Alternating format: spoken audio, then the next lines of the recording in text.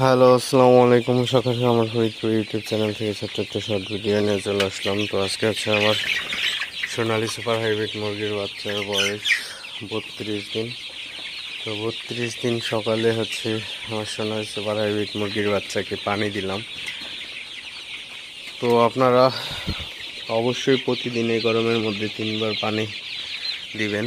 তো ফ্রেশ পানি দেওয়ার ট্রাই করবেন। আর হচ্ছে পানির যে পট, এটা অবশ্যই আপনারা প্রতিদিনই পরিষ্কার করতে হবে, কারণ মুরগির বাচ্চার পরিষ্কার পানি না দিলে আপনার পানি থেকে যদি ব্যাকটেরিয়া ছড়ায় তো মুরগির রোগবালাই হতে পারে। তো সেদিকে অবশ্যই আপনারা খেয়াল রেখে মুরগির খাবারের পাত্র, পানির পাত্র এগুলো পরিষ্কার করে দিবেন।